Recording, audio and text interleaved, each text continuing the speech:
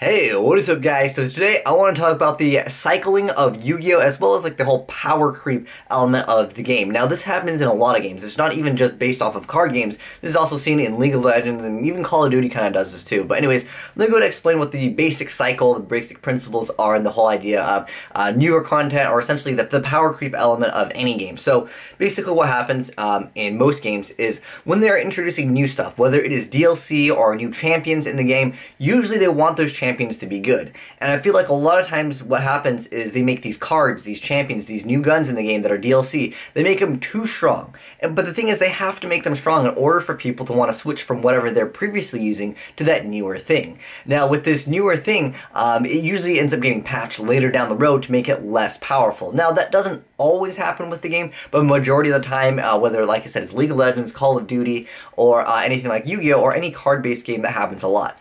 Now, with Yu-Gi-Oh!, a lot of times, the main problem that I have with Yu-Gi-Oh! As far as this whole element, and I want to know your guys' opinion on this, is that the ban list does not happen when it needs to be addressed. It just happens, there's a set interval, and that's when it gets patched. So you're going to know that obviously cards like Spellbook Judgment and just cards that are just way, way too out of control, they will get patched later down the road. But the problem is you like, essentially have that set of period where you know, like, you know what, this card's gonna be at 3, it's gonna stay that way until the next ban list. Like, you know, you're guaranteed to have it stay until the next ban list. Now, it could technically still stay, but the thing with Yu-Gi-Oh! Is not only is newer stuff better, because that's just how any game works. I mean, you wouldn't release a DLC gun for Call of Duty and have it be worse than any other gun. Or you wouldn't release a new champion in League of Legends and have it be absolutely awful, but, you know, Vel'Koz, right? But there's a lot of stuff in games where they want you to play the stuff, so they make it really, really powerful.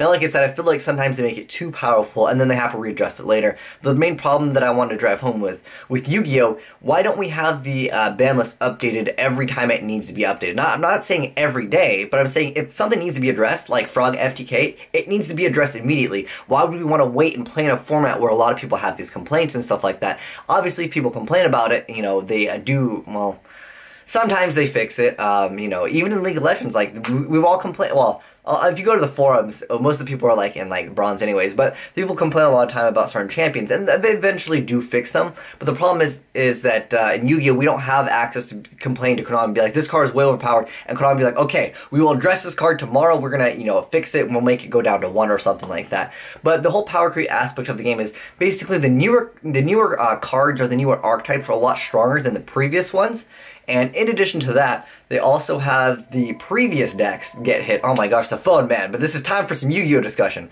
But anyways, so what I want to talk about is how would you guys fix this aspect of the game? Because, like I said, the previous decks get hit, like the cards get limited, semi-limited, and all the other stuff. Well, the newer cards are at 3, and if the newer cards are too powerful, what do we do about them? We don't actually have, like, a forum where we can go ahead and complain to Konami, and they could just say, like, okay, tomorrow we're releasing a new patch for, this patch 2.4, and this is going to address all the problems that you guys have been having in the game. But, you know, those are just my thoughts on it, and I'd love to hear what you guys have to say down below in the comment section, because, yeah, I've had this idea that I wanted to talk about for a long time, and I want to know what your guys' opinions or thoughts are on the whole aspect of the power creep, and as well as the whole cycling as the game goes on, basically through power creep. Anyways, thanks for watching, guys. Have a great day. Asian Eyes signing out.